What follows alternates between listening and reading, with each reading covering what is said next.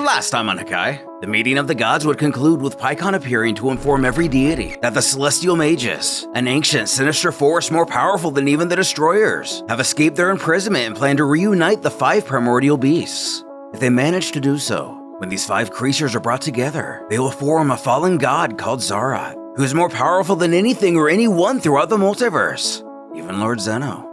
As everyone moved out to protect their own realms and prepare for anything, we jump back in time to rejoin Beerus and Champa in their youth. A mysterious creature appeared out of nowhere and began destroying their planet. As they were on the ropes, Terran, the Universe 7 god of destruction, would appear to lend a hand. This is part 11 of an ongoing series that was created by Hakai. Support them and catch up fully using the links below. As the trio of Kai, God, and Angel arrive on planet Nikosi, a jolt of relief pulses through Beerus, happy to see his master, though he questions what he's doing here. He tells how the sector's Kai became privy to this monster's arrival and informed the Supreme Kai. So Gaza thought it'd be best to bring them all here and deal with this problem before it got out of hand.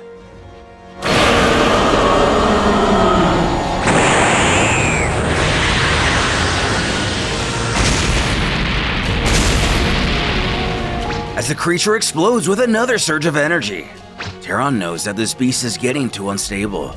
If this keeps up, he'll destroy the planet.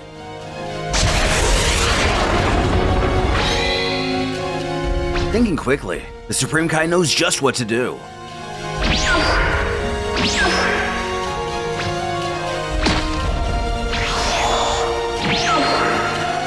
He zips away and disappears with the behemoth in hand. But where did they go? Terran explains that they both went somewhere empty and far away. This way they can face this thing without worries. As he returns, he informs the others that it's time to go. With little hesitation, Terran instructs his pupil to follow. This will be a good opportunity for him to see him do something different. But what could he have in mind?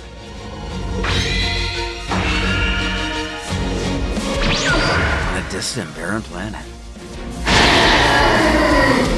the invader wastes no time in continuing the battle.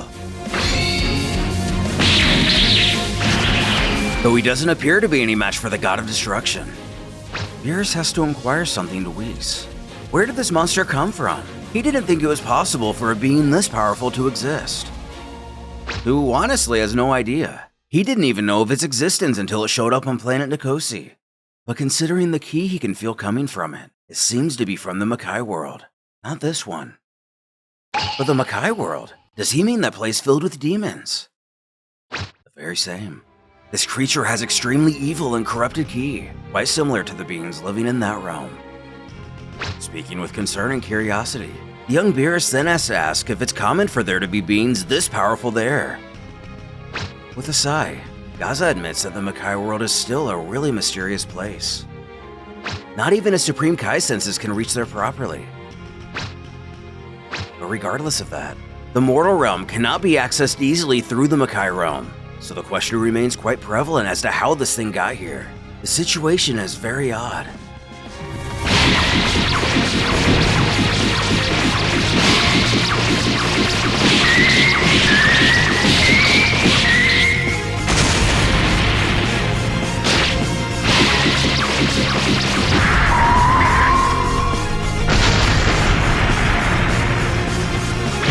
As he fights, Terran feels that the longer this battle wears on, the stronger this monster seems to get.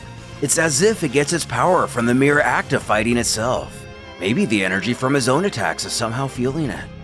Though, it also seems to be made out of pure negative energy. He's certain that not even blows to its vital points will kill a creature like this.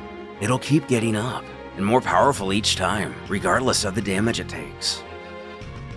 Beerus notices essentially the same. The same thing is happening like when he and Champa were fighting it. This behemoth only grows stronger by the second. If this keeps up, it'll get even more powerful than Master Terran. However, Whis states he wouldn't worry about that. It is true that this monster has extraordinary power, and it's only seeming to increase at an alarming rate. But the difference between it and Master Terran is still astronomical. This only leads the still developing student to wonder, why is this fight taking so long to end then? The angel has an explanation for this too. It's simple actually. Mr. Terran wants to observe this beast to draw further conclusions. But conclusions? Beerus isn't sure he follows. That's when something catches Whis' attention. Point has made a move. It seems Terran has gathered all the information he sought. This'll be over soon.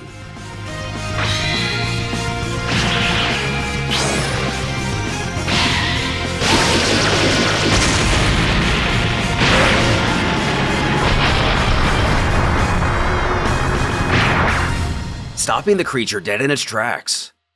The Destroyer comments that this monster is nothing more than a beast who feeds on hate in the rush of battle. That's why, to any other warrior at least, he would seem invincible. But even an abomination like this can't resist the purest form of destruction. A form that does not hate, does not feel emotion. Destruction which only seeks to banish all evil from reality. Reaching out, Terran shouts for the giant to vanish from existence, summoning the Hakai.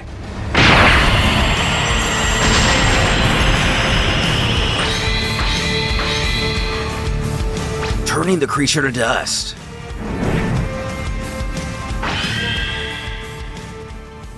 Gaza has to ask if he noticed it too.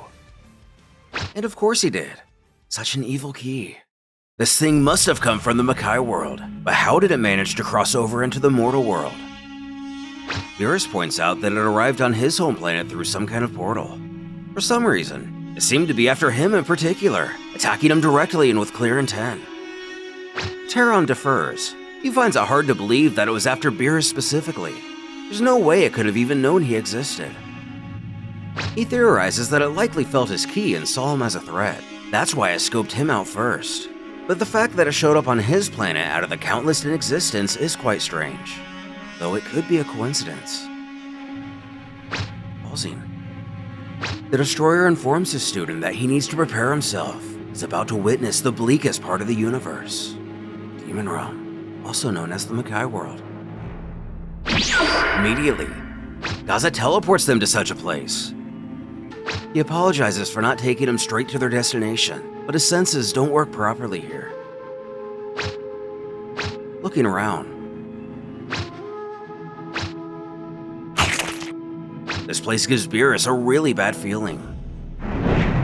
The air here feels completely different. As what appears to be another portal opens overhead, Beerus calls out asking what it is.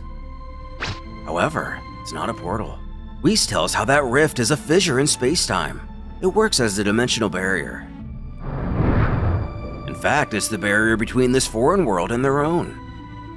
Rolling his eyes, Beerus questions if that means all they have to do is cross it, and they're back home? If it's that easy, shouldn't these creatures be a lot more common in their own world? Almost annoyed at the youngster's response, Whis utters that isn't the case at all. It might not look like much from here, but that rift has incredible strength. It's capable of destroying celestial bodies with a density thousands of times greater than even the most giant of planets. In other words, very few beings in the universe can cross this rift, and the only ones Whis knows of are Mr. Terran and himself. Of course, Gaza with his Kai ability can get here without needing to physically cross the barrier. But Beerus thought Gaza said not even his senses could reach this place. Why not teleport here more often to keep an eye on things? That way, stuff like this monster wouldn't happen. The Kaioshin elaborates that it's not that simple. The corruption power of this place and its gods is enormous. Whoever spends longer than they need here, including the gods, may end up with their hearts corrupted by this evil aura. Of course, eventually they find a way to check up on things in this realm, but it isn't very often. This is not the type of place they can merely walk into anytime they feel like it. Having enough of this talk, Terran finally mentions that they must do what they've come here to do already.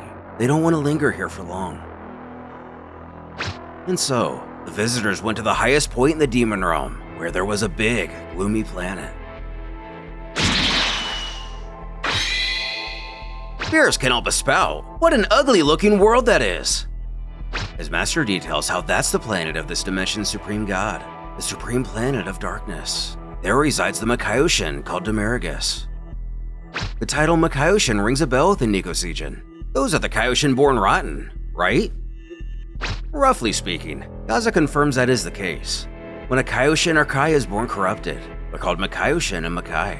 As soon as they're born, they're sent to this world. Here, they reign doing work similar to what the Kais and Kaioshin do.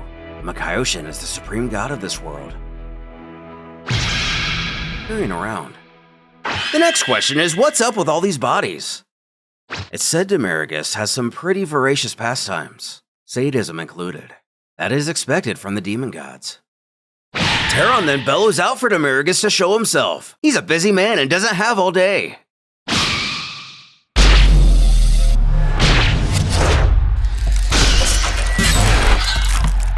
Forming from a drop of blood on the ground, the demon cackles out if that's Terran the Destroyer he hears. How long has it been since his last visit? 5 million years? Maybe a little more. Who informs him he's not here to chit-chat. He has important matters to discuss. Cutting right to the chase, he tells how a surprisingly powerful demon from his world invaded the mortal world. He wants to know if he was aware. Demaragus admits that there recently was an extremely powerful creature that spawned here in his realm. Unfortunately, it was too powerful for he himself to do anything about it. Beerus interrupts to explain that when he faced it, it's true that he was also outmatched, but its level didn't seem too different from the Supreme Kai Gaza. This means Demaragus could have neutralized it before it grew any stronger. Materializing into a humanoid form, and heavily resembling Deborah. The demon screeches out to know what a runt like Beerus thinks he's doing questioning him like this. Terran states that soon, young Beerus here will be the next god of destruction, so Demaragus better get used to showing him some respect. But this brat, a god of destruction? This has to be a joke. Causing the student to scream out for him to stop laughing. But Terran has had enough of these childish actions. He demands Demaragus answer the question. Why did he not stop that beast if he were capable of doing so? The demon explains. As they can probably see, that creature was somehow fueled by the rage of battle. He noticed this the first time he tried to tame it, so it was understood that a direct fight wasn't the best choice. Instead, he isolated him. Though he doesn't know how, he somehow left this world and ended up in the mortal realm. Terran growls, isn't Demaragus supposed to see everything that happens here? He needs to be very specific. But sick of the attitude, Demaragus finally questions if he's insinuating that he himself sent that monster. He already knows that if he could do that, he himself certainly wouldn't be sitting around here anymore. The fact that he can see any part of this world doesn't mean he's omniscient. If he's not paying attention to something, he simply won't see it. Demaragus admits he got careless and the beast found a way to escape. That's it. Without any alternative, Terran figures he'll take his word for it for now, but we'll be keeping a closer eye on the demon. Turning, he calls for the others to follow to get out of here. Gaza believes that now that he's spent some time here, he can take them all directly back to their own realm.